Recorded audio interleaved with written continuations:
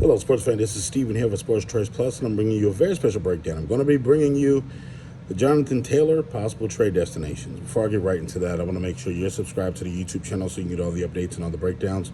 Without further ado, let's get right into it. Looking at the Colts murky situation where the ownership has gotten into it with the players, you're looking at Jim Irsay, the owner, has made several comments about not only running backs, but not only his running back, Jonathan Taylor. And you're looking just at what this means possibly for the exit of Jonathan out of Indy. And you're looking at some of the stats. He was banged up a little bit last year. We can all acknowledge that, but he's been durable for the most part for the Colts.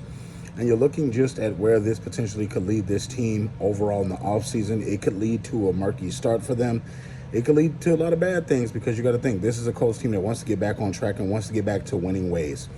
There was a lot of fanfare and talk about, Jim Irsay said he's not going to trade essentially Taylor, but you got to think from the standpoint, is it more valuable to have Jonathan Taylor on this team or get him off the team because of the tumultuous bond he has with the owner right now?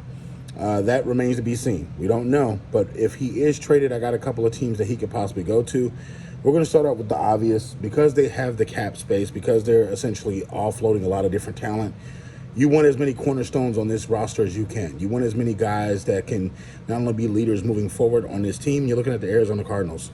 Arizona Cardinals have the cap space. They have the cachet. They have everything that they need in order to take on a talent like him. You could possibly trade a couple of different upset players or disgruntled players from the Cardinals or draft picks. You have draft capital. This would do a good thing because next year you're going to get a quarterback. You're going to get a quarterback. So essentially you're going to want that quarterback to essentially be on the team and bond with that young running back. So that's a good thing there.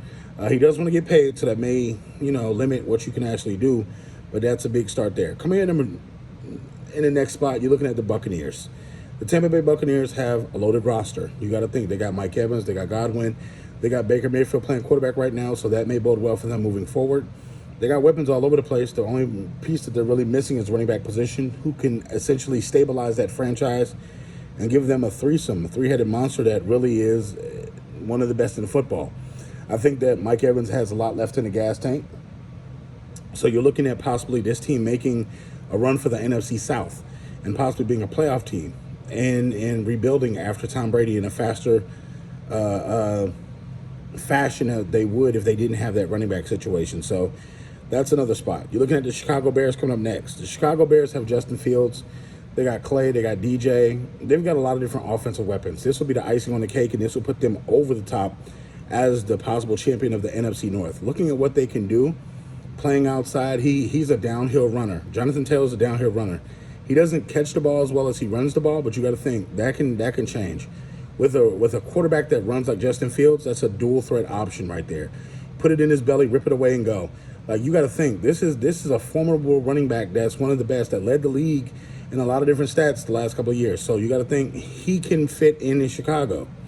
Next up, you got the Kansas City Chiefs. They can take on anybody. Essentially, they can have a thunder and lightning combination with both those running backs that you got one that they have already. And you think that, Jonathan would fit right in. Patrick Mahomes makes anybody fit in. All you got to do is be able to catch the ball and run the ball effectively. You got blocking. You got a couple of things you can do in Kansas City. That's what's going to really bode well for him. And you got to think, there's not going to be a lot of single coverage. So, therefore, there's not going to be a lot of 8 in the box. So, single coverage is going to be good for him as far as getting out in the flats against those linebackers and getting out against those corners. He can give them a couple of jukes and go. But the next one up, I think this is really a tough one, but the New England Patriots. I think the Patriots really would use him. They would really get the most out of his talent. And I think that not only would Bill Belichick use him effectively, he'll be their bell cow. I can see Jonathan doing 20 to 25 catches, a couple of passes per game, but that's really what they want to do. Their bread and butter is running the football in New England, and I think he fits well with that. And last up, this is probably the smartest one, Miami Dolphins. Miami Dolphins need a running back, let's face it. They have everything else wide receiver-wise. They have a quarterback that's pretty decent. Running back will be the best spot for them. Any added value at running back, they literally could take the pressure off Tua. Two-headed monster down there in Miami, and being able to run the football, balance the football, and be able to show, okay, we can run the ball, we can also throw the ball. With that defense that they have, you want to make sure you protect it, and what better way to do that is running the football. So being able to get leads early in the game, throwing the ball, run the ball to close it out. So those are a couple of teams that possibly could be the trade destinations if the Colts do change their mind. But as of right now, I think Jim Irsay is hell-bent on getting his way or the highway, and I don't know if they're going to do that. But you got to think, there are some issues with some of the comments that Jim Irsay has made. So you got to think, we should stay tuned. So what do you think, NFL fans? Do you think those are good destinations? Do you think it should be different destinations, or do you think he's going to stay with the Colts? Leave your comments in the comment section below. Definitely check out Sports Choice Plus on the YouTube platform, and we'll see you in the very next video.